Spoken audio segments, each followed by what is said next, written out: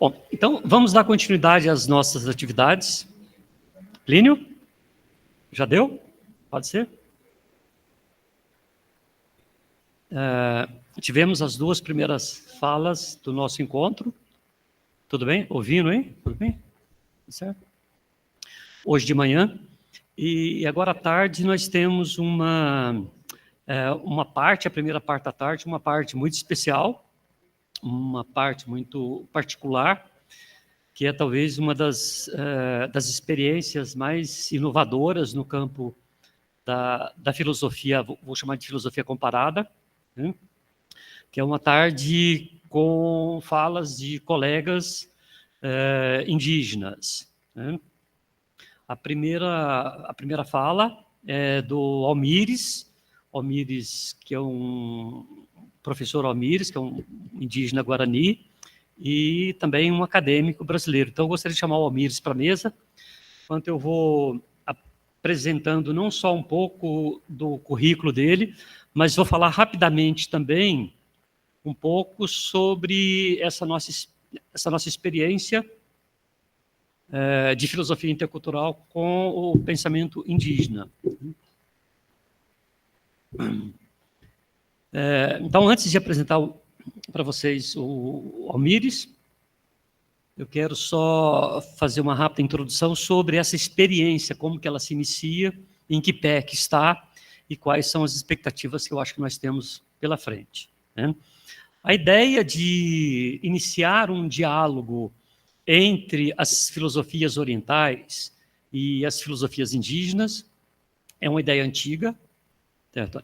Relativamente antiga, ou melhor, é uma ideia que tem pelo menos 20 anos, que é uma ideia que surge inicialmente, que é colocada à minha frente inicialmente pelo Juliano Basso, que foi um colega de graduação, um amigo e um colega de graduação em filosofia há umas décadas atrás. Juliano já sabia que eu me interessava por filosofias orientais, vou chamar filosofias orientais, e me perguntava sempre por que você não pesquisa, por que você não trabalha com filosofias indígenas, né? Eu sempre fugi dessa questão por um interesse particular e porque achava também que quem deveria fazer isso deveria ser os próprios indígenas em algum momento, né? E é o que começa a acontecer no Brasil nesse momento. Os indígenas brasileiros começam a entrar na reflexão sobre filosofia, se é filosofia, se não é filosofia, o que é, que pensamento é esse, se é cosmologia, se são cosmologias, e sobre a diversidade total de pensamento que nós temos no Brasil, dentre as... Eu nunca sei, mas eu vou falar aqui, alguém pode corrigir, dentre as mais de 300 etnias diferentes. Eu não sei quantas línguas diferentes, entende? Tem troncos linguísticos e tantas línguas, mas é justamente isso. Então, surge inicialmente como uma provocação do Juliano, né? Isso não foi para frente, essa provocação não foi para frente, até o momento de um dos colóquios anteriores, se não me engano, o terceiro colóquio anterior, que foi quando eu convidei o professor José Jorge, da UNB, para fazer uma fala sobre pensamento indígena, e ele apresentou um trabalho sobre não um diálogo, mas um triálogo entre pensamento indígena, ou filosofias indígenas, filosofias orientais. O José Jorge tem uma incursão muito consistente pelas filosofias orientais, chamando de filosofias orientais, né? E também tem uma formação muito consistente na área do pensamento ocidental. José Jorge fez uma apresentação interessantíssima, muito, muito boa, isso já foi publicado em formato de livro também, no resultado dos livros dos nossos colóquios, né? E depois, no último colóquio, nós criamos duas mesas compostas por duas pensadoras, duas indígenas e dois indígenas. E nós tivemos uma interlocução dessas duas mesas, ou duas interlocuções, né? O Arrache, o professor Arrache, que está aqui presente, participou de um diálogo com o Iban, que é um Runicuim, um indígena Runicuim, e o Miguel Jorge, um Guarani do Acre, que é um grande conhecido do José Jorge, né? A Robin, que está aqui também, ela participou de uma interlocução com a Mapulu, que é uma indígena Camaiurá, uma representante, uma importante representante dos Camaiurá, e a Sueli Machacali, de Minas. Tivemos essa experiência e resolvemos fazer uma alteração, criar um novo formato, mas não excluindo os formatos anteriores, que é o formato atual, que é convidar não os grandes mestres para uma conversa sobre filosofia, certo? Os grandes mestres participam já de outras atividades, como a atividade desenvolvida pelo José Jorge na UNB, uma atividade importantíssima, das mais consistentes no Brasil, mas resolvemos montar um grupo de diálogos com o que Dilip denominou de tradutores de mão dupla. É isso mesmo, Dilip? Tradutores...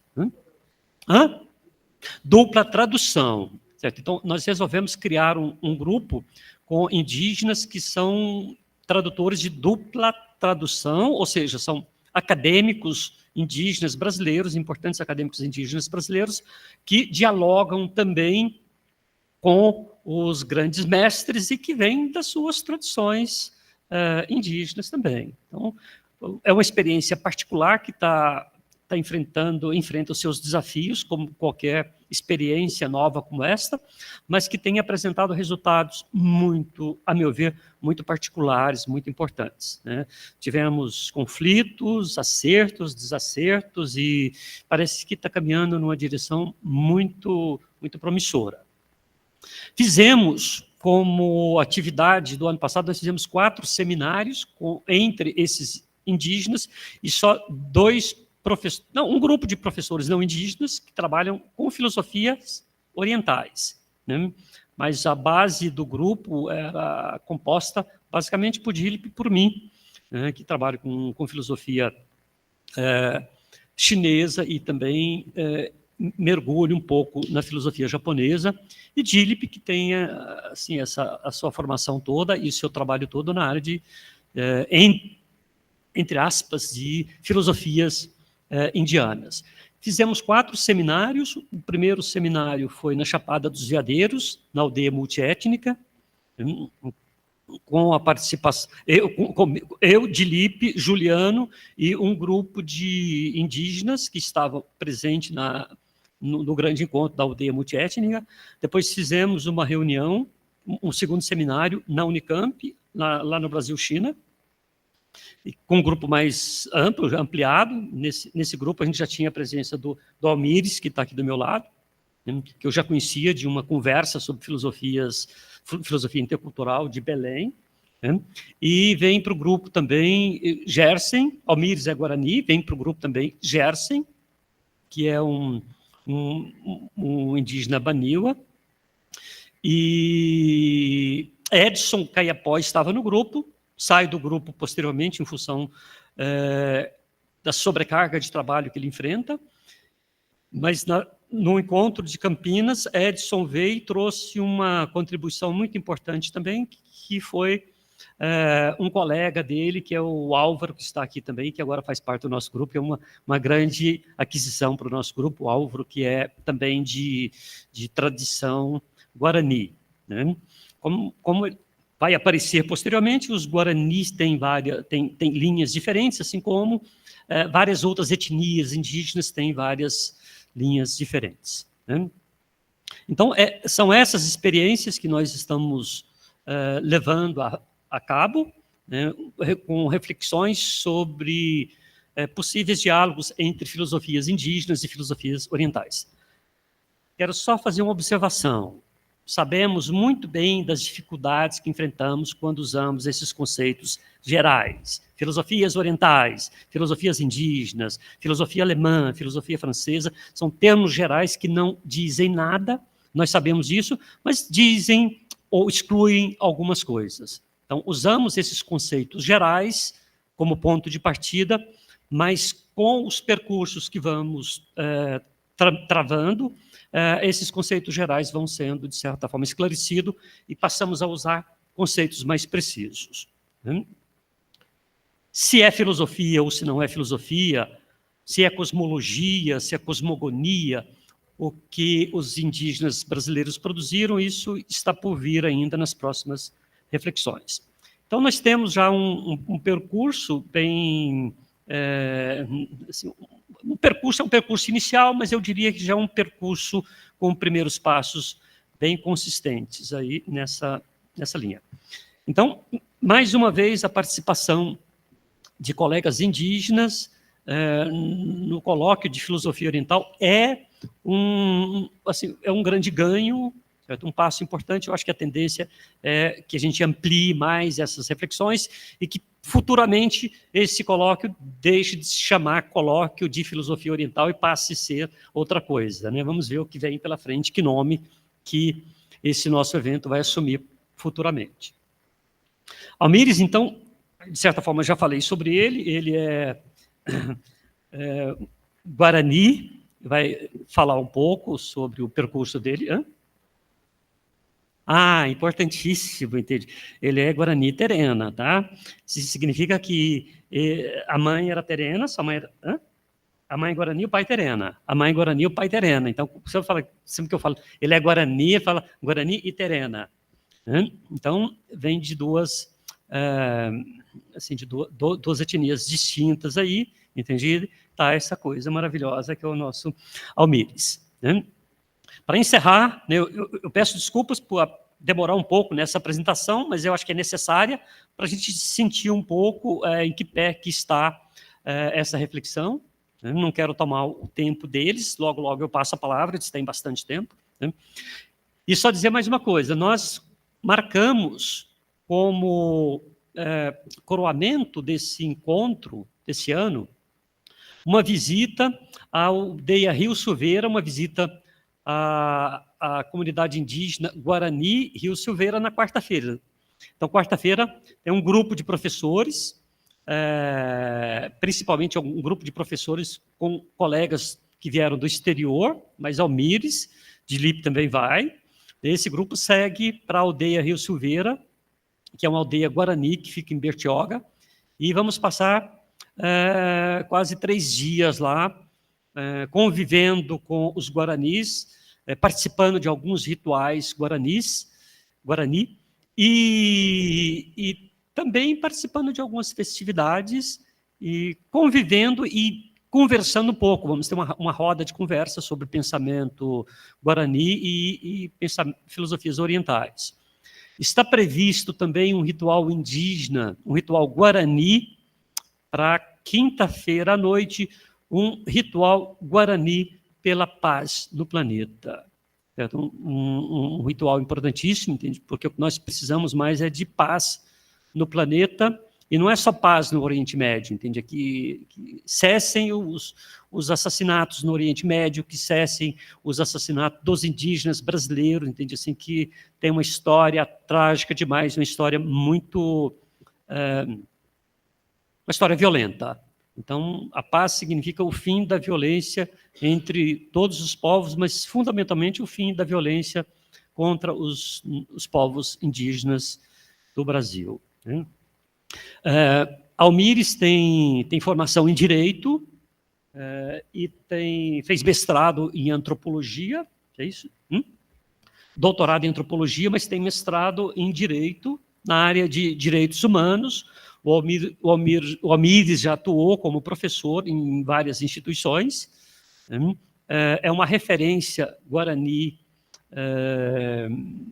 no Brasil hoje, eu diria, e nós estamos fazendo um grande esforço para ver se o Almires vem passar um tempo com a gente aqui. A LIC está tentando mediar um pós-doc para o Almires, para que a gente possa fazer alguma coisa juntos por aqui.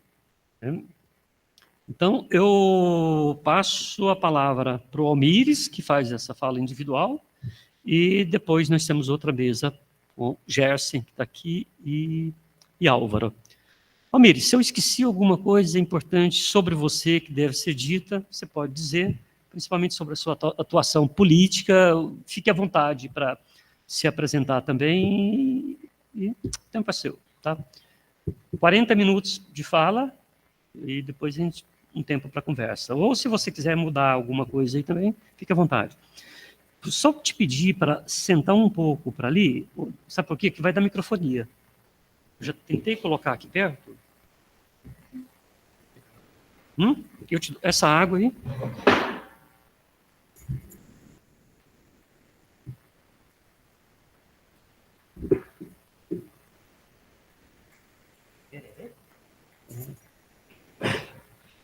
Verdadeiro Guarani tem que tomar um tererê.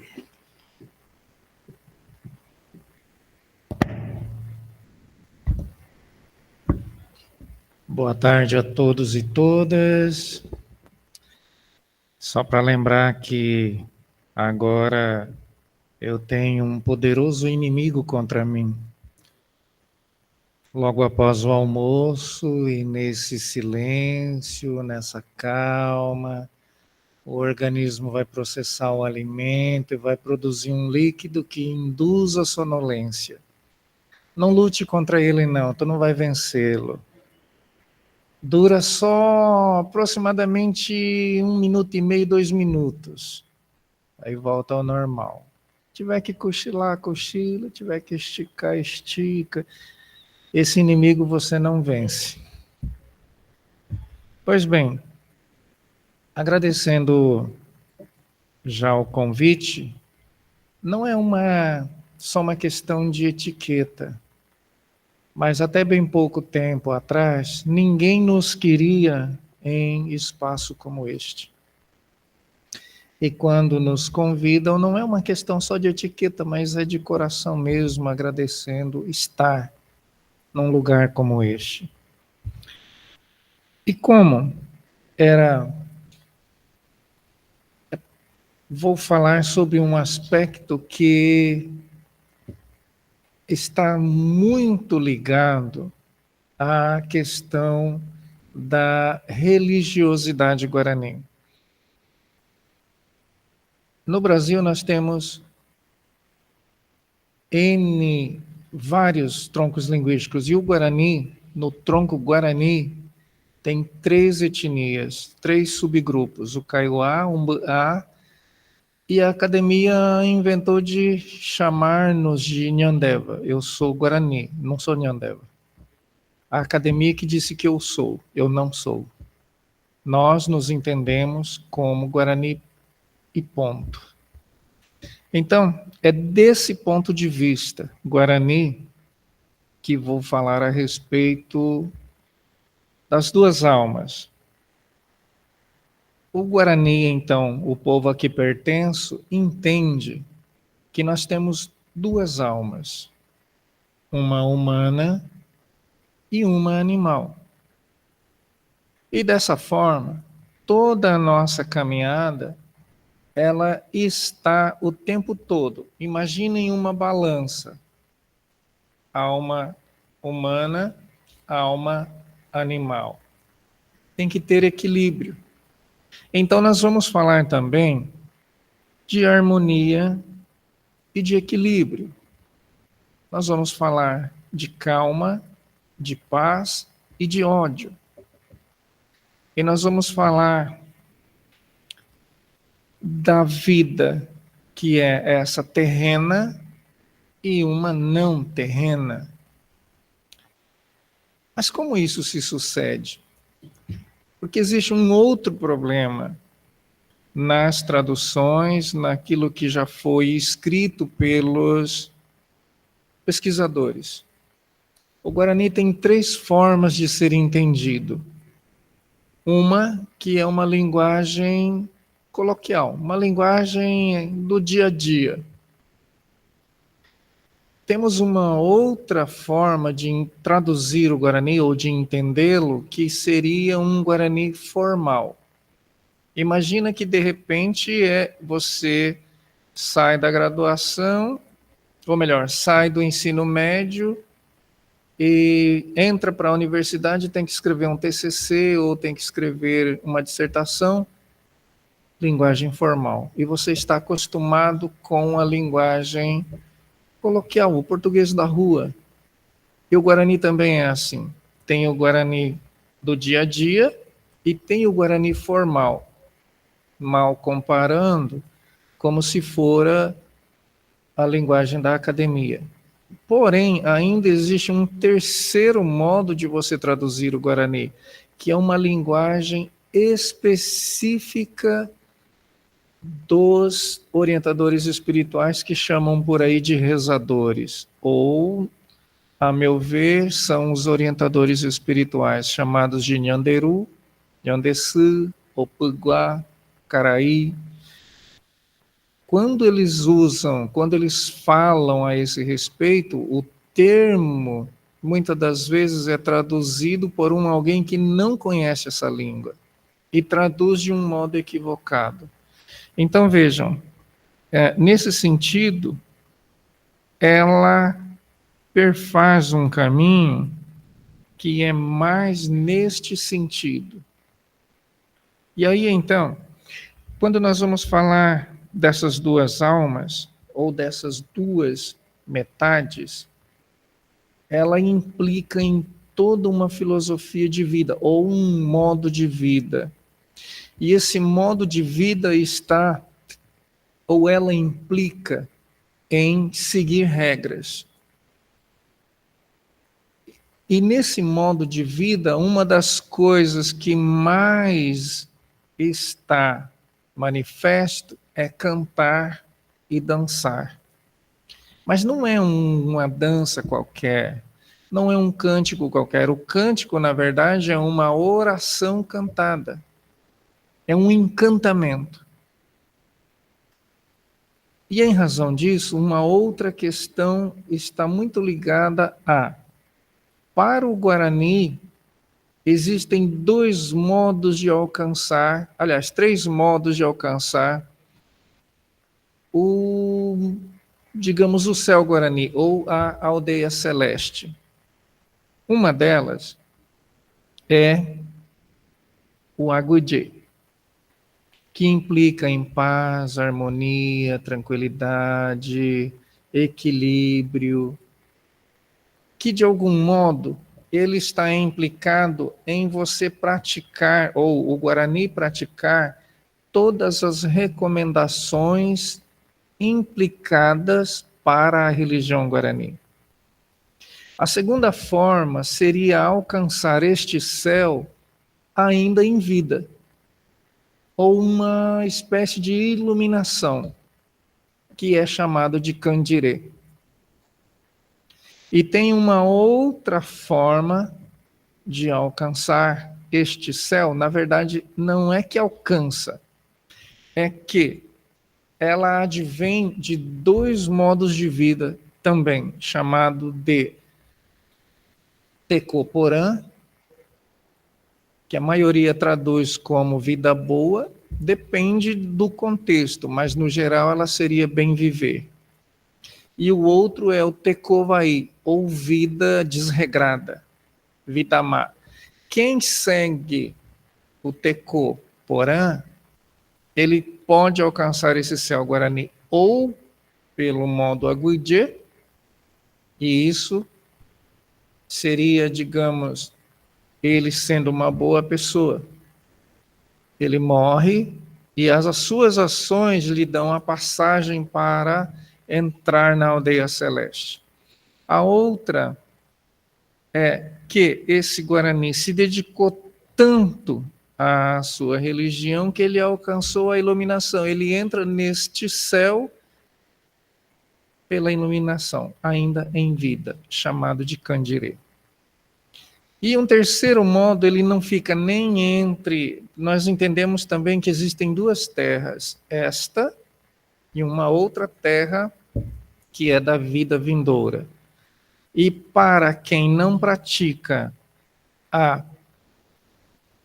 vida boa, ou o bem viver, ficou preso ao modo de vida desregrada, ele não alcança o céu. Se imaginar o céu para cima, pode ser por aqui também. Mas imaginemos assim. Então, o que acontece? Esse vai ser transformado em flor, para alegrar o caminho daqueles que vão em direção a essa aldeia celeste. E ainda tem uma outra forma, digamos, não que seja castigo, não se trata disso. Mas aí no caso é do Nyanderu, que se deixou levar pela vida animal, pela alma animal, se dominar pela vida animal, e ele começa a usar todo o seu conhecimento através de paga. Ele então deixa de ser um Nyanderu, uma liderança. Não é que ele deixou de ser uma liderança espiritual, ele continua sendo. O porém é que agora, se você procurá-lo para o bem, vai encontrar nele a pessoa certa. Se você procurá-lo para fazer o mal, também você vai encontrar o que está buscando, mediante paga. Ele deixa, então, nesse caso, de ser Nyanderu para ser feiticeiro, praticando mais o mal. Esse acaba sofrendo a consequência dessa vida má, que é chamado de Mbodjerá, que significa a pena máxima, digamos assim, para alguém ainda que em vida, nessa ideia de um castigo, mas é consequência, não que seja castigo, é consequência. Ele vai ter o corpo humano transformado em animal. E na literatura vocês vão encontrar muito falando sobre o Jaguareteavá, que é o feiticeiro que se transforma em onça. Então, quando nós vamos falando sobre isso, nós vamos imaginar o seguinte: bom, e os direitos humanos entram aonde? A nossa dificuldade está em compreender o que significa direito. Aliás, mesmo para quem faz direito, tu pergunta o que é direito, ele não sabe te responder. Agora imagina numa aldeia. O que é direito? Sentamos, dialogamos, conversamos, chegamos à conclusão na nossa aldeia, no Jaguapiru, em Dourados, que direito poderia ser traduzido como nosso preço. É o preço que nós então vamos pagar para poder ter uma vida boa, no mínimo. E qual é o direito humano então invocado? O direito à moradia, a uma casa. Mas aí está uma outra questão. Quando, no geral, se fala em casa, claro que esse conceito ele varia muito já hoje de aldeia para aldeia. Mas, no geral, o termo casa não é o mesmo compreendido aqui fora. Não é as quatro paredes e o telhado. É o território. É tudo que compreende o território. Veja, temos um outro problema.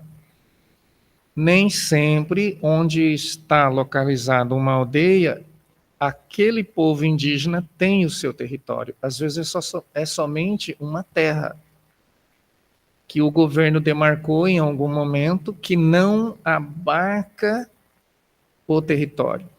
E o direito humano ali, por exemplo, outro direito humano invocado, o direito, e a nossa Constituição é laica, o direito de exercer a nossa religião. Porém, nós não o temos porque não foi demarcado o território, marcou uma terra. O território seria, comparando, exemplificando, esta mesa demarcou daqui para lá. Porém, nesta parte está o território sagrado. Como nós vamos exercer a nossa religião se todos os símbolos estão aqui? E somos proibidos de entrar para cá. Então, temos aí já alguns direitos humanos invocados. O direito a ter uma casa. A Constituição brasileira diz que a casa deve ter dignidade, deve ser digna. E aí tem um outro probleminha, porque o que na verdade vem a ser para uma comunidade indígena uma vida digna? Se todo o modo de vida dela diferencia-se do modo não indígena, e se o território é a casa, então essa dignidade, talvez falada ou pensada, seria ter um rio cheio de peixe, ter uma floresta que tenha madeira boa, fruta, caça, remédios, e que ela principalmente tenha segurança, que é um outro direito humano. E o que nós vemos hoje nos noticiários? Terras indígenas sendo invadidas por garimpeiros, madeireiros, fazendeiros, inclusive empresas internacionais, grandes empresas que invadem as nossas terras. Então, nós estamos falando também de um direito humano à segurança. Não temos. Se nós formos ver o que aconteceu durante o governo passado, nas terras dos parentes Yanomami, um verdadeiro genocídio, a nossa casa escancarada a todo tipo de violência. Então, se nós vamos falar desse modo de vida, e aí nós vamos falar de dois princípios da vida guarani: reciprocidade e solidariedade. Se aqui fosse uma aldeia, tudo que está aqui não tem nada meu aqui, tem nosso. E isso é difícil de ser compreendido no mundo do direito. O mundo do direito é pautado pelo individualismo. E aqui fora, as coisas, na sua grande maioria, são vistas ou avaliadas pelo um olhar aonde implica uma homogeneidade, aonde implica que todos são iguais. Aliás, a própria Constituição começa: todos são iguais perante a lei. No entanto, se você vai ler logo abaixo, não tem essa igualdade. Não existe. Então, os princípios de vida: solidariedade e reciprocidade.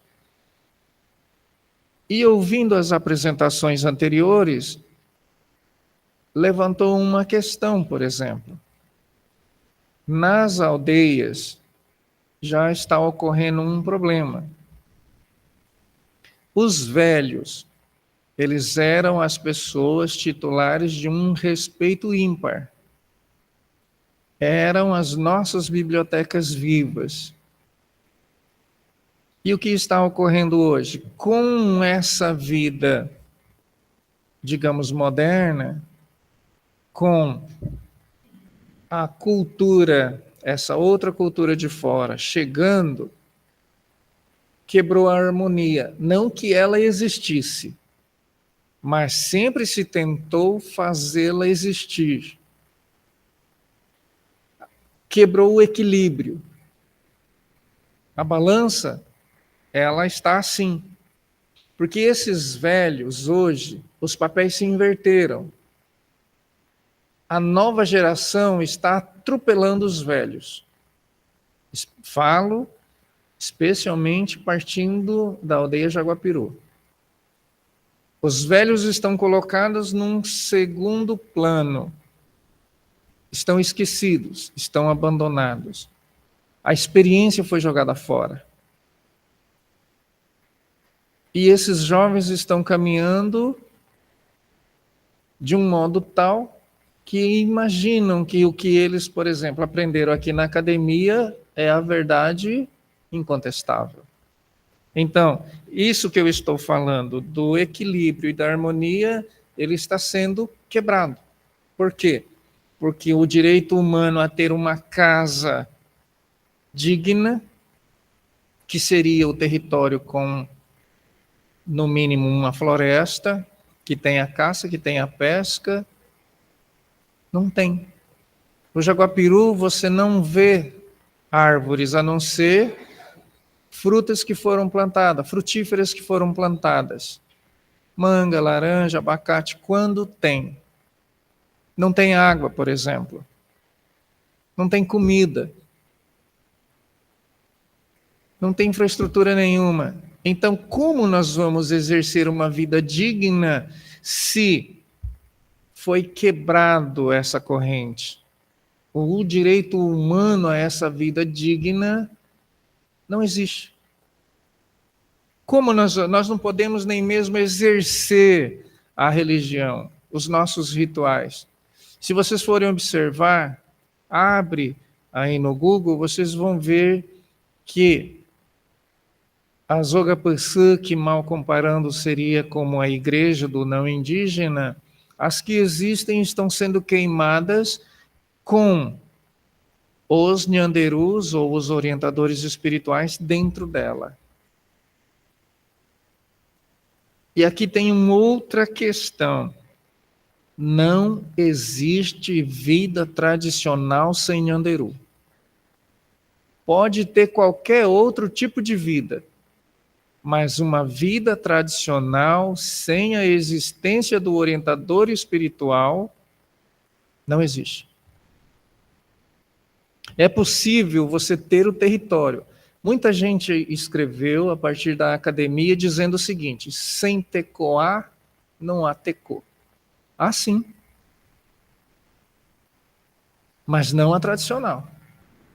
Não aquela que nos faz sentido. E aqui, então, nós vamos falar do Agudjê, que é a harmonia, a leveza, a perfeição, que permite ir, de algum modo, para esse céu guarani. Mas como nós podemos reverter isso? Se nos anos 60, 70, nós somos expulsos da nossa terra. Ora, vem a Constituição Federal e a Constituição anterior também garantia um direito de propriedade. Mas como ia garantir um direito de propriedade se, perante a lei, nós, indígenas, éramos considerados relativamente incapazes, como criança? A partir da Constituição Federal de 88, então nós alcançamos uma maioridade. E de lá para cá, o que ocorre?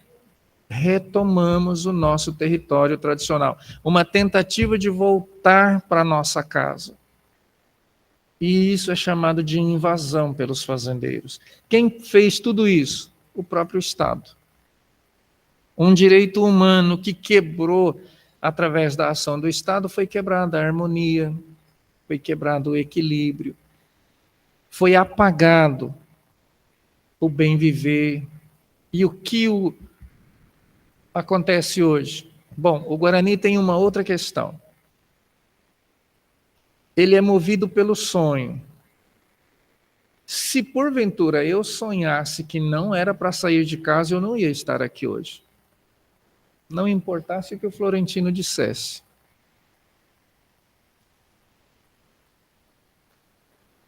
E quase sempre o Guarani tem como filosofia de vida, vamos dizer assim, caminhar. Porque Nhanderu, Deus, criou tudo caminhando. Como é que se adquire mais experiência? Veja, professores que vieram de outros países, chegando aqui, não é que existe só um choque cultural ou uma estranheza, mas existe um aprendizado. E nós cremos que nós aprendemos caminhando. É caminhando que se transforma aqui. E a educação guarani, ela está pautada em educar o corpo, em educar a alma e educar o espírito. Aí ele pode ser considerado pessoa. Mas e a humanidade? Como nós podemos entender essa humanidade? Já que nós estamos falando de humanidade também, que um direito humano implica em ter uma humanidade. Ora, para nós, a Terra, por exemplo, ela é mãe. essa mãe precisa ser reconhecida como sujeita de direito. Porém, no sistema jurídico não indígena, ou o sistema jurídico brasileiro, a terra é o quê? É apenas algo que pode ser vendida, comprada, emprestada, usada. Porém, para nós não, ela é mãe. A mãe precisa ter direitos. Ela é humana. Ela tem uma humanidade. Agora, claro, se me perguntarem, mas o que é humanidade então? Qual seria o conceito de humanidade para um Guarani? Penso que seria, a princípio, como se fosse a energia vital que é positiva. Porque você também tem uma energia vital negativa. O negativo e o positivo. O positivo está no bem viver. O negativo está na vida ruim, desregrada.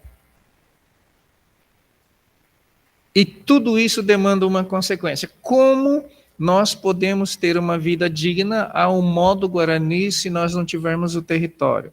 Se nós não temos como, por exemplo, ter o alimento tradicional específico para aqueles rituais.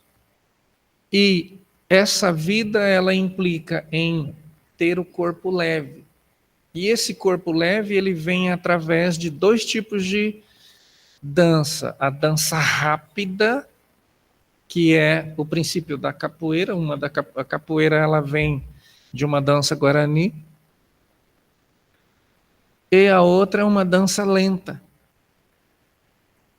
que ela tem outra implicação. Então, quando nós vamos falar disso, e as subjetividades?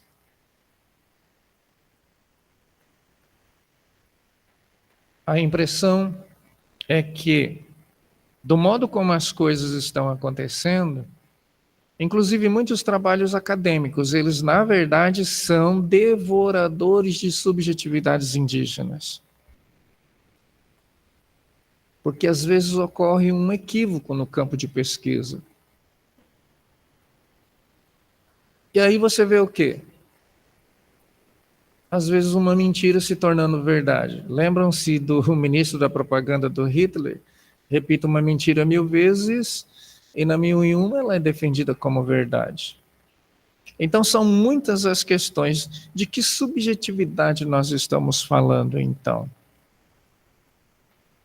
Aliás, se vocês forem observar, quando o europeu chegou nestas terras, a discussão que ele tinha, esses moradores que estão aqui são humanos? Eles têm alma? Eles são gente? Eles têm direito? Nós passamos até alma por uma canetada do Papa em 1537. Mas era interesse. Então o que acontece? Quando nós vamos falar disso, dessas subjetividades, aqui em específico do Guarani, nós vamos falar de algo que é, digamos, o coração da vida Guarani, o poder da palavra. Vocês vão encontrar na literatura os indígenas, ou melhor, os povos guaranis, as etnias guaranis, sendo considerados como aqueles que detêm as belas palavras. No caso, Umbuá, os parentes Umbuá, são entendidos como filósofos, teólogos da floresta. E o que eu pertenço como os pensadores.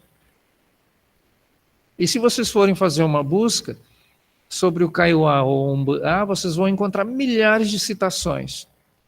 Sobre nós, não. Nós não falamos de nós. Não queremos falar de nós. Porque isso implica em uma outra questão, que ela está especificamente aqui nesse poder da palavra.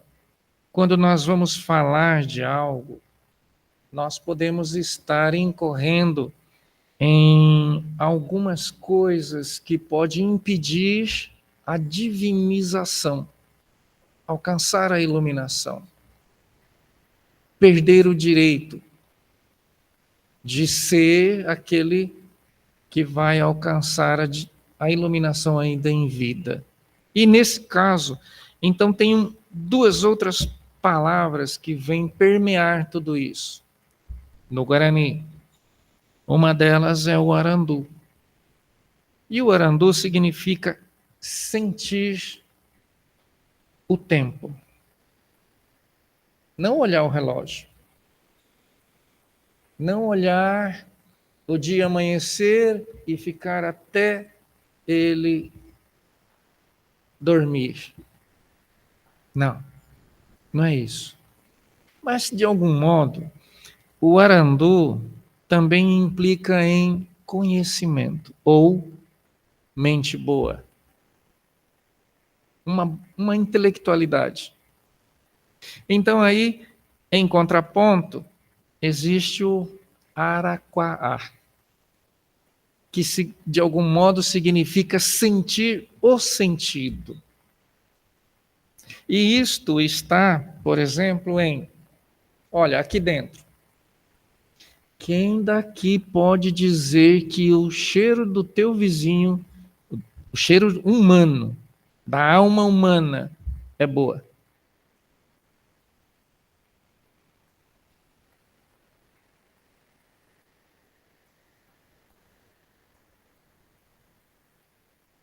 Porque se vocês podem observar em casa,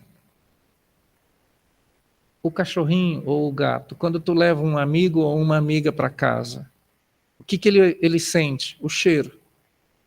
Não tem aquela pessoa que quando tu entra com ela, toda feliz da vida, o teu cachorro ou o teu gato fica lá. Não é uma boa pessoa. Sentir o sentido.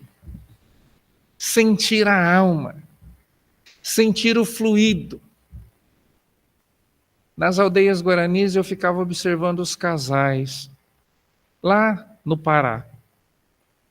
Almoçava, tirava o cochilinho básico, sentava o casalzinho, ficava 2, 3 horas, 4 horas, sentadinho um do lado do outro, só cheirando. Não fala uma palavra. Porque é preciso sentir o outro. A flor que é cheirosa, você tem prazer em cheirar. Ninguém gosta de ficar perto, por exemplo, de algo que está em estado de putrefação. Vida ruim, desregrada. E a humanidade está onde? E aí tem uma outra questão, voltando ao que dizia, a terra é mãe, é humana. As árvores têm uma humanidade. Os animais têm uma humanidade. O rio é irmão. Ele tem uma humanidade. E existem outros moradores na floresta e no rio que os olhos não veem. Sentir o sentido. Então, o que acontece? Quando se pratica o bem viver, ou é permitido ter um território que ofereça as condições de exercer um direito humano que é a liberdade religiosa, a liberdade de ser, a liberdade de ir e de vir, a liberdade de estar, a liberdade de ser. São várias implicações desse ponto de vista do direito que estão sendo reclamadas. Ainda hoje, olha só, um direito humano à educação. Na universidade, nós não podemos falar dessas nossas subjetividades. Sofremos racismo. Um racismo que é institucional, estrutural. Porque nós trazemos para esse espaço outra epistemologia, outra filosofia, outra subjetividade, outro modo de vida, que não é aceito. Porque a academia precisa ser amansada. Ela é como um animal bravo, um cavalo selvagem, que precisa ser, não exatamente o termo domado, é muito ruim, porque o bom seria, olha só, na discussão da filosofia é uma das mais fechadas que existe. Olha nós aqui. Em outros que imaginávamos ser mais fácil, não há tanta aceitação. E não é que nós estamos sendo aceitos, nós estamos sendo escutados.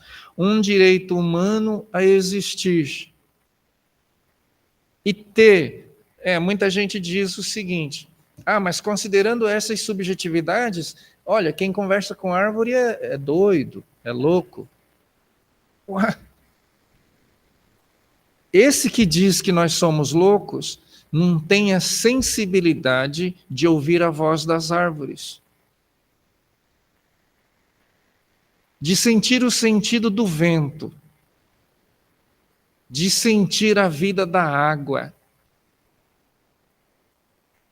E sendo um pouco mais louco, ou entender as palavras dos pássaros. Isso é loucura. Para os fora da aldeia. Assim como é loucura do ponto de vista do direito, que nós entendemos que as nossas crianças, passando pela educação guarani, lá pelos 12, 13 anos, são adultos. Mas para esse mundo aqui fora é loucura. Não pode, não é? Horas. Como que não? E uma das outras questões que talvez implica muito é que tem muita gente boa falando em nosso nome. Já perguntei várias vezes, olha, escuta, tu defende tanto esse ponto de vista que nesse momento eu não concordo.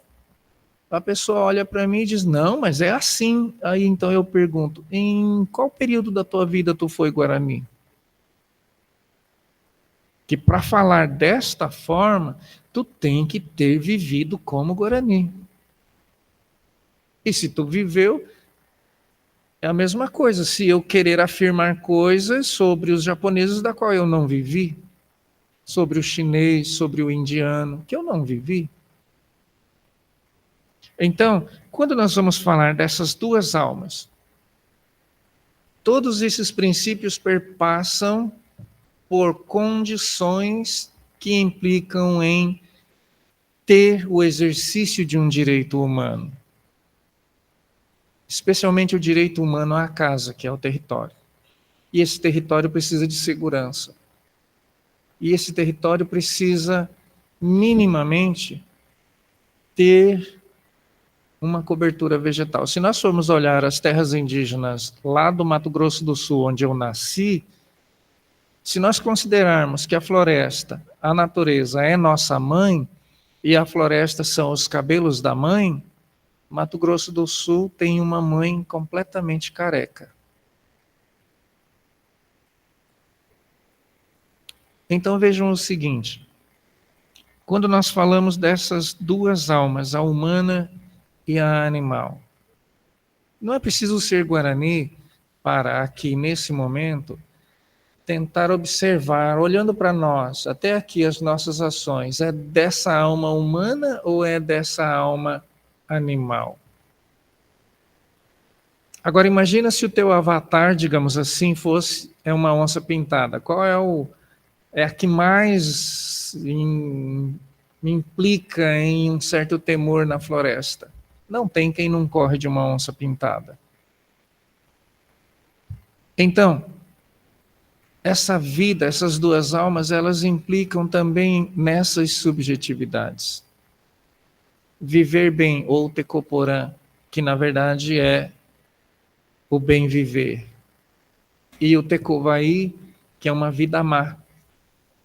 E aqui, todo o tempo falando de equilíbrio, de harmonia, de calma, de ódio, da iluminação. ou não. E Dumbojerá, que é o ponto final de quem leva uma vida desregrada, ter o corpo humano transformado em animal. E quando nós falamos disso, dessas duas metades, o papel do orientador espiritual é manter esse equilíbrio. Se não existe o equilíbrio, o resto está perdido. Não que exatamente esteja perdido, mas ela corre um sério risco de não voltar a um estado anterior. E aí, nesse desequilíbrio, está ocorrendo isso nas aldeias, os velhos sendo relegados a um segundo plano. Até então, nós não tínhamos nas aldeias asilo para colocar depósito de velho, nós não tínhamos onde põe criança, creche, não tinha. Não se falava tanto na vida individual, não, meu, eu. Não, era nós. E está tendo toda esta mudança porque houve um desequilíbrio. E como nós podemos voltar a esse equilíbrio invocando os direitos humanos? Se até mesmo aqueles que, de algum modo, estão no judiciário são os primeiros a negar que esse direito humano é inerente a uma vida guarani ou de povos indígenas. Assim, então, terminando sem terminar, deixando espaço para possíveis perguntas, fica a questão: aqui nós estamos equilibrados ou estamos pendendo para a alma animal? Muito obrigado.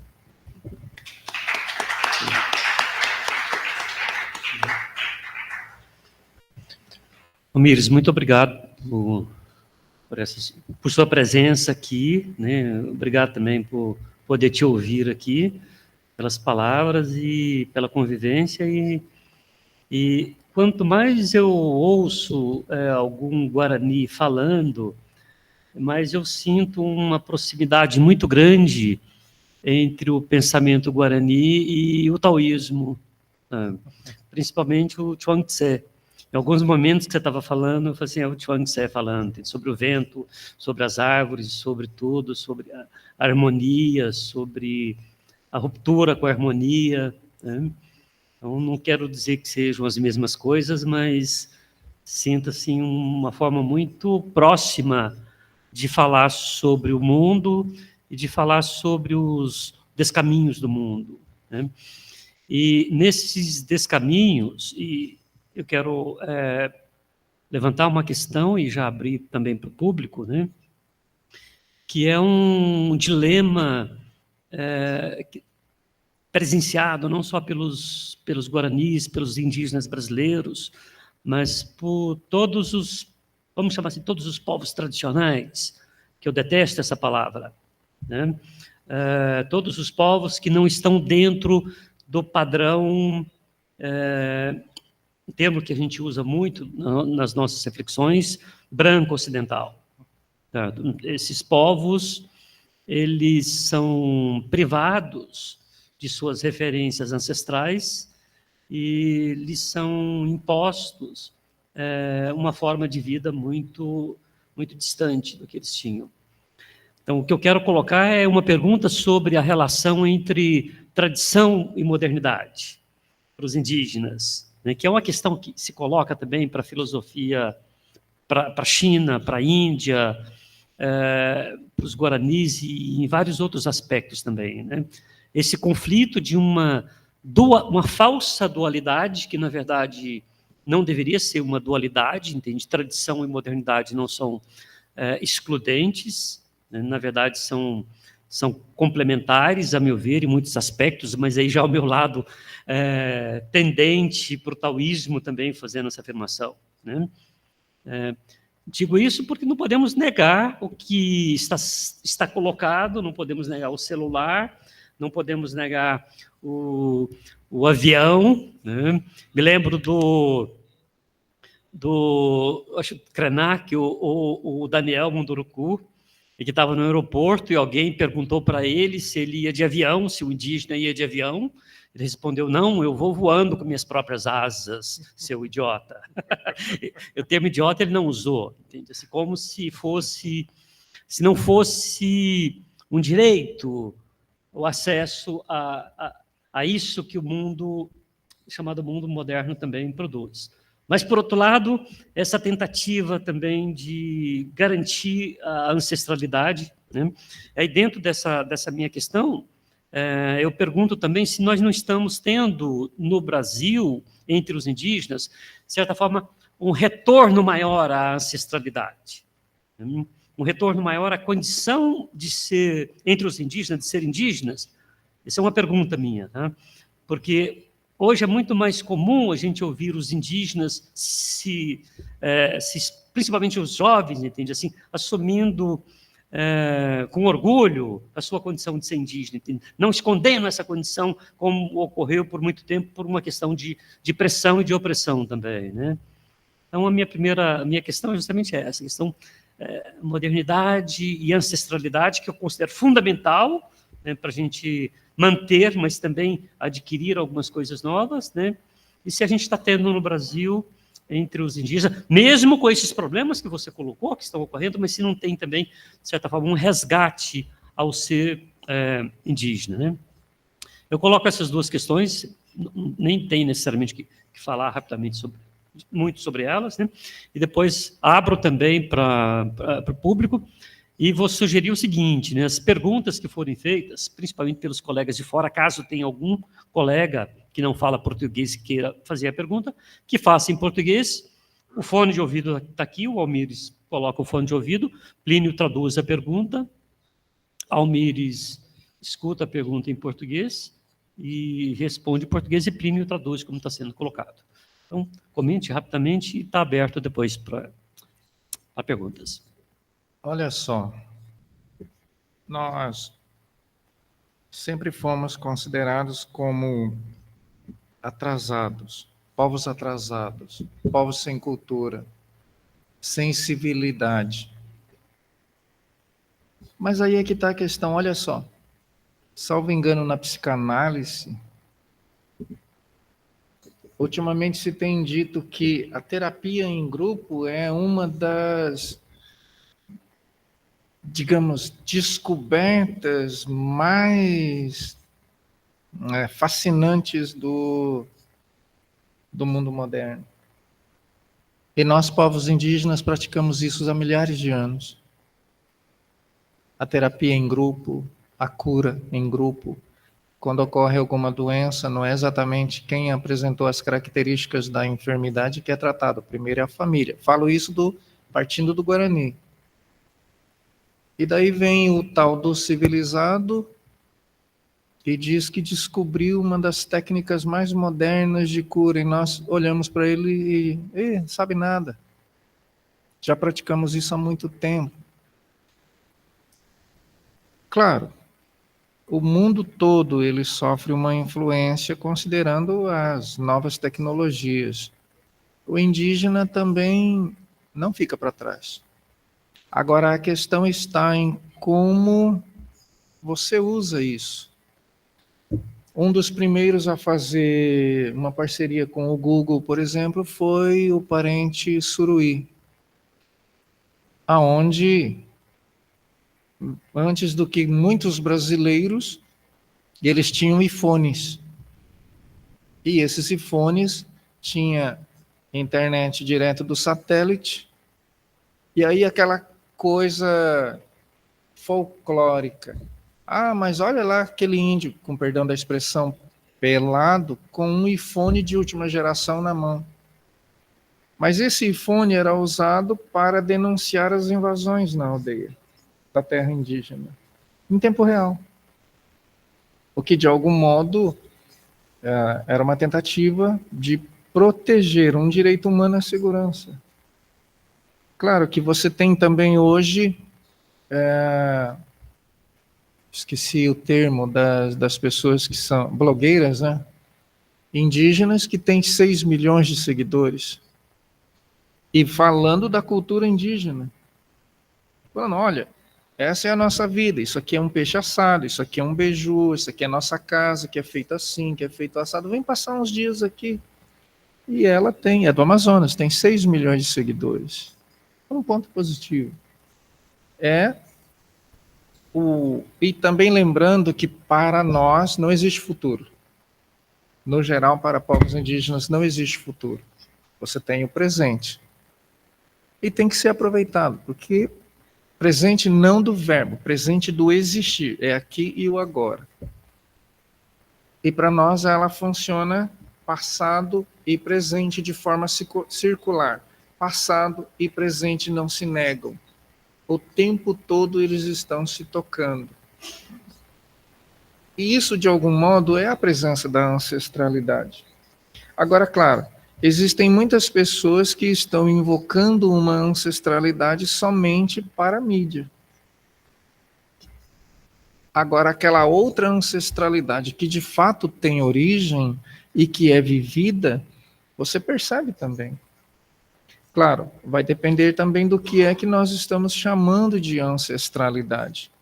E é exatamente ela que nos permite a resistência, a resiliência, a continuar esse modo de vida. Claro que não vai ser, ou ela vai aparecer como era nos anos 500. Não, hoje ela tem toda uma outra forma de ser entendida. Mas sim, tu tens razão. Hoje o movimento indígena, de algum modo, ele tem à frente as novas gerações. E o que acontece? Quando elas vão falar da questão indígena, elas precisam saber do que elas estão falando. E aí, então, voltam a se lembrar, eu posso me considerar já um velho, vão se lembrar que eu tenho a história, nós fazemos uso de uma oralidade que eles, querendo ou não, eu sou uma biblioteca ambulante da nossa história, do nosso povo. E isso não está escrito. E se quer fazer uma consulta e quer saber como era, ou como deve ser, ou da possibilidade do que estão fazendo dar certo, pergunta para o velho. Porque ele tem não só a ancestralidade, ele tem a espiritualidade. E ele tem a possibilidade de conversar com aqueles que conhecem ou têm a possibilidade de saber o que pode se suceder no dia de amanhã. E assim dar um bom conselho que é entendido como boas palavras ou belas palavras. Então, sim, está tendo uma soma da tecnologia com a ancestralidade. Isso é bom, isso é ruim, não sei. O tempo vai dizer. Mas nós estamos tendo bons exemplos. É claro que também está vindo, em razão disso, outras formas de preconceito, de racismo e de acepção. Isso não é novidade. Mas temos que fazer uso de todas as ferramentas que se apresentam. Uma delas é a tecnologia, a modernidade. Agora, como vai fazer esse casamento? Bom, casamento é só o tempo que diz se foi bom ou se foi ruim. Mas está aí. E nós vamos continuar a caminhada.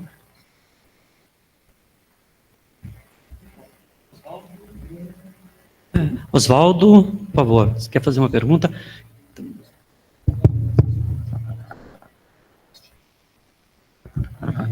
Bem, em primeiro lugar, eu queria agradecer a você, tanto pela presença quanto pela essa belíssima conferência que você deu. E, com toda sinceridade, queria dizer que eu teria muitas questões para fazer. Gostaria muito de que nossa conversa, digamos, se prolongasse por muito tempo, mas não vai ser possível aqui, dado o formato do evento e o tempo limitado que nós temos. Portanto, eu vou escolher uma única questão. Você chamou atenção com toda propriedade para as dificuldades de tradução, quando você se referiu a 3 camadas ou 3, digamos, registros em Guarani para a significação de determinados conceitos ou de determinados conjuntos de conceitos, e que um tradutor despreparado poderia induzir, né, a equívocos em relação a que efetivamente se pensa. Eu creio que você tocou na sua conferência num dos pontos nodais do pensamento filosófico ocidental. E como você se situa na sua conferência entre os filósofos, você fez uma diferença entre os teólogos, os filósofos, então vamos conversar no nosso idioma aqui, com uma vantagem imensa da sua parte. Ou seja, você conhece a tradição guarani que eu não conheço. Então, a minha pergunta é uma pergunta de mera curiosidade filosófica. Eu estou dizendo que a sua conferência toca o ponto nevrálgico do pensamento ocidental. Você fala em aldeia celeste e aldeia terrestre. Bom, obviamente, eu sei que você é professor na PUC também, pelo que eu vi aqui, e, portanto, você conhece o pensamento de Santo Agostinho e sabe que há uma distinção entre a cidade terrestre e a cidade celeste de Santo Agostinho. E este par de opostos entre cidade celeste e cidade terrestre corresponde a oposições fundantes do pensamento metafísico ocidental, como, por exemplo, entre sensível e inteligível, realidade, aparência, verdade, falsidade, justiça, injustiça, etc. A oposição entre aldeia celeste e aldeia terrestre em Guarani se situa no mesmo registro ou em um registro que se poderia chamar de equivalente à oposição agostiniana entre cidade de Deus, ou cidade celeste, e cidade terrestre?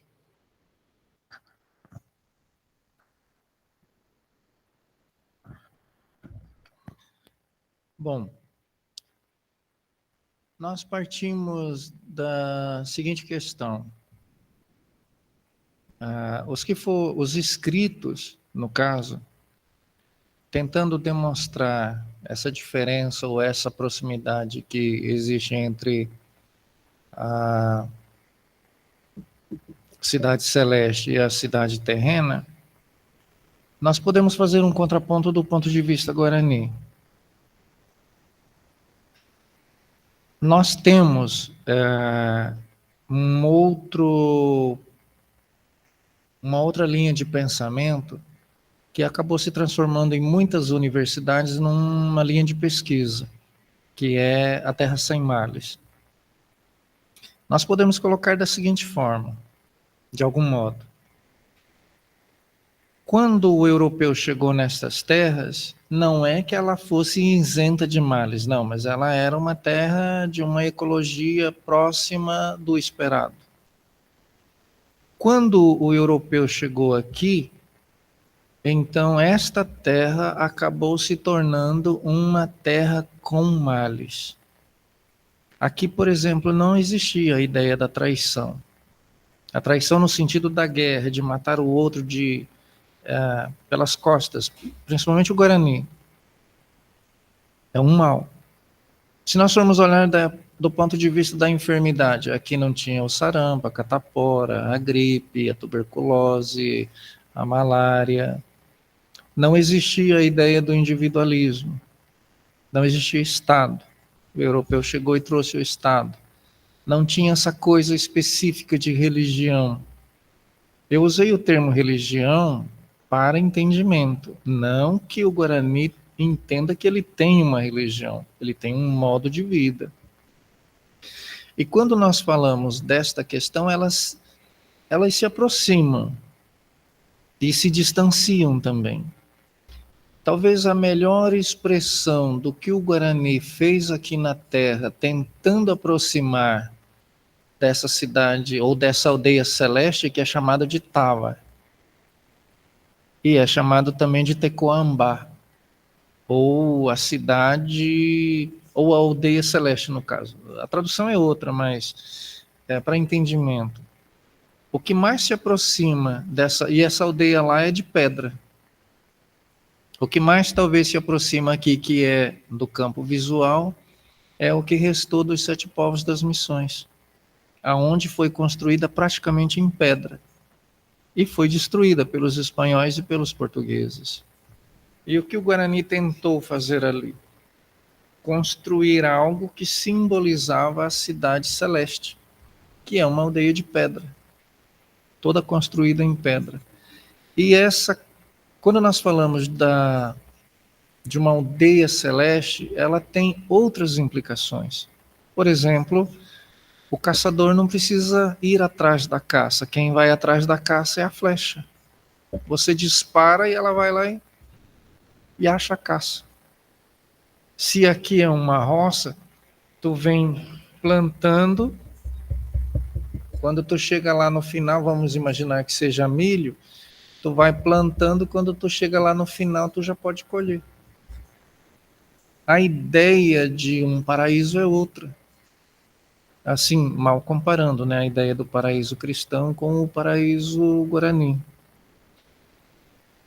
A vida lá, ela não vai ter, por exemplo, o risco da vida, da alma animal aparecer, porque lá vai ser pura e simples o exercício de uma humanidade celeste, ou do Guarani que alcançou chegar lá. Não que lá seja o lugar dos bons, não. E também não é uma questão de merecimento, também não é isso, mas é porque aqui ele se propôs e se preparou para ter essa outra vida. A ideia do celeste, ela foge desse conceito cristão, embora usamos os termos para melhor entendimento. Então, quando falamos disto, aquilo que foi escrito, por exemplo, pelos pensadores da Igreja Católica, em especial o Agostinho, ele parte de algo que já é previsto, já está escrito. O que ele fez? Interpretou. E dentro dessa ideia da interpretação, o professor é italiano, né? E aí eu recordo os italianos, tradutore, traitore, não é assim?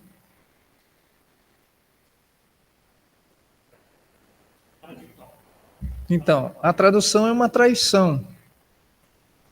E quando você tenta traduzir, na verdade você está se colocando ali. Ela não é isenta dessa pessoalidade. E quando nós falamos disso, aqui eu falo desse ponto de vista guarani. Se tu perguntar para o Álvaro, o parente Álvaro, que é Kaiowá, ele já vai ter um ponto de vista próximo, mas não concordando exatamente comigo. E ambos somos guaranis. Porém, vemos a coisa de perspectivas diferenciadas, embora falemos da mesma coisa. E essa é uma outra situação, porque não é que existem vários céus ou várias terras. Nós vamos talvez estar juntos. O problema está exatamente em como nós enxergamos. Afinal de contas, ninguém aceita que a fruta do vizinho é mais doce do que o do nosso terreiro. Sempre o que está ligado a nós, especialmente no campo da religião ou no campo da crença, a nossa sempre vai ser a melhor, independente do que a outra diga. No geral, isso ocorre. Então, quando se fala disso, uma das questões que é muito lembrada, mas por que o Guarani aceitou tantos jesuítas? Porque a cosmologia guarani, quando os padres falavam dos evangelhos, eles diziam: ei, isso daí eu conheço, eu sei. A discordância começou quando os padres disseram: olha, tu tem que adorar Maria, tu tem que adorar o Pedro, tu tem que adorar o Paulo. Aí o Guarani dizia: mas, peraí. Aí os padres diziam: esses guaranis são tão ignorantes, tendo tanta madeira boa, pedra boa e barro bom, não faz imagem para adorar. O Guarani olhava e dizia: por que eu vou fazer a imagem se tudo que está aqui é a imagem do Criador? Não necessito disso.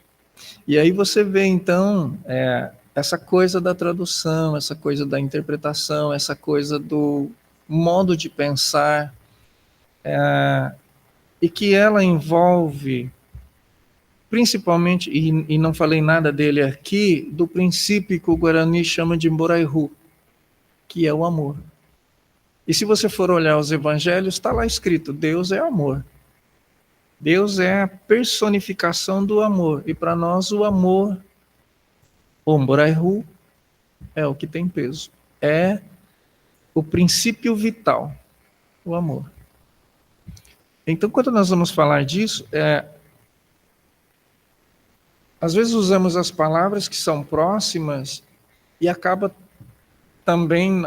induzindo a um outro modo de ver e acaba talvez aí criando um certo equívoco de que quando nós falamos de uma aldeia celeste, também estamos falando de algo parecido com uma cidade de Deus. Talvez. Por que não?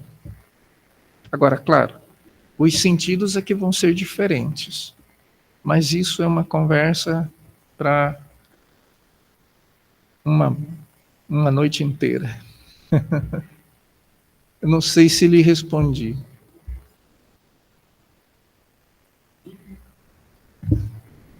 Dilip, quer fazer uma pergunta também?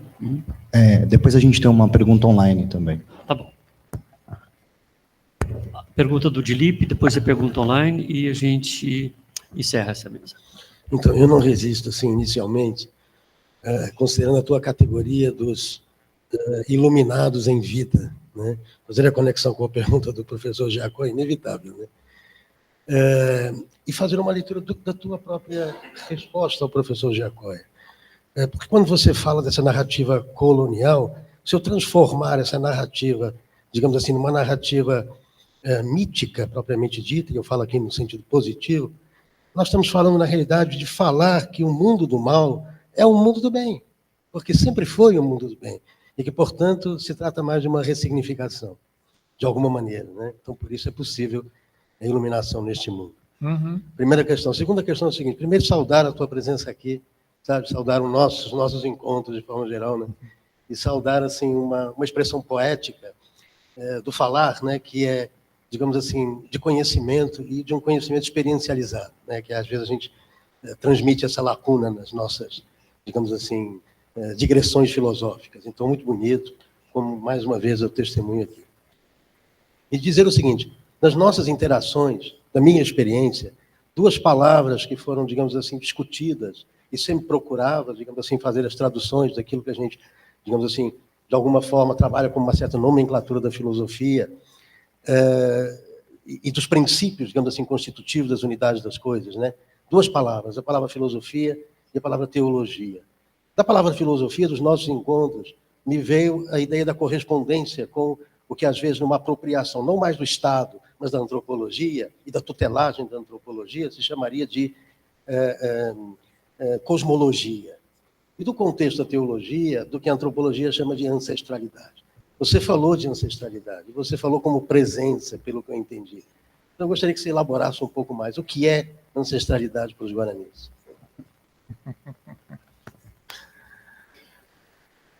É uma questão difícil, digamos assim. Bom, primeiro, se há uma concordância em que nós nascemos, como alguém já disse, um papel em branco, e conforme tu vai crescendo, se vai escrevendo neste papel em branco, então, quando nasce um Guarani, essa criança não é ninguém. Ela passa a ser alguém quando recebe um nome tradicional. Ela passa por um ritual de passagem. Mas antes disso, ela tem um primeiro nome. E esse nome não é como se faz aqui. O casal, por exemplo, conversando, às vezes o pai insiste, não, vai ter o nome do meu pai, vai ser Antônio. A mãe diz, não, vai ser o nome da minha mãe, Beatriz, e fica aquela coisa. Não. No caso Guarani, o pai ou a mãe, ou o sogro, ou a sogra, sonha com o nome. Não, o nome dessa criança vai ser isso, porque o nome diz quem você é. E esse nome já vai estar associado com alguém lá atrás, do bisavô, tataravô, alguém que no sonho aparece e diz, o nome dele ou dela vai ser essa. Já está ali implícito que os ancestrais estão presentes na vida desse futuro ser. E então ele tem toda uma vida de aprendizado, a educação guarani, a educação do corpo, da alma e do espírito. Ele vai passar por todo esse aprendizado até chegar ao momento da sua iniciação. E durante todo esse período ele faz parte dos outros rituais, das danças. E essas danças, entre outras coisas, implicam em uma viagem ao mundo dos ancestrais. E lá, isso é mais uma prática do Nyanderu. Mas ele vai lá e possivelmente aquele que já nasce, e aí vamos falar de uma outra coisa que, na falta de um outro termo, vamos chamar de dom. Ele vai junto. Ele consegue caminhar nesse mundo da espiritualidade, vai lá e conversa com os primeiros, com os originários, conversa com o próprio Nyanderu. E de lá, dentro dele, então, é plantada, por exemplo, o poder das palavras, ou das belas palavras. E nesse sentido, então, essa ideia da ancestralidade é porque ele está já, desde pequeno, respaldado por outros que viveram antes. E que, de algum modo, nos rituais, há esse diálogo, ou no sonho. Ele pratica os rituais, ele participa dos rituais, ele está tendo uma alimentação específica, onde prepara o corpo, a alma e o espírito, e então ele recebe os sonhos. Ele é visitado pelos antigos, e os antigos, então, lhe aconselham, lhe dizem o que tem que ser feito, como tem que ser feito, quando tem que ser feito. Então, quando se observa isso, quando se percebe isso, não é que ali está se manifestando uma ancestralidade, não é esse o caso, é que ele já é a própria ancestralidade, e ela se manifesta nas palavras, ela se manifesta na postura. E por essa razão, uma das questões que acontecem hoje é que na maioria das terras indígenas guaranis não está sendo possível mais essa vida, essa prática. Então, de algum modo, se está buscando essa ancestralidade, aonde aqueles que têm essa facilidade, eles estão indo atrás, como dizia o Florentino, eles estão buscando, tentando restabelecer esse equilíbrio, porque sem o orientador espiritual, vou insistir, não vai haver uma ancestralidade. Sem o velho, não vai haver uma ancestralidade. Não aquela que, de fato, tem um equilíbrio. Vai haver uma outra ancestralidade? Sim, mas não exatamente aquela que vai possibilitar o equilíbrio. Só uma coisa, vamos pedir desculpa para a pergunta da internet, porque o nosso tempo está bem avançado, tudo bem? E encerramos por aqui. Almires, muito obrigado pela sua participação. Tá? Muito obrigado.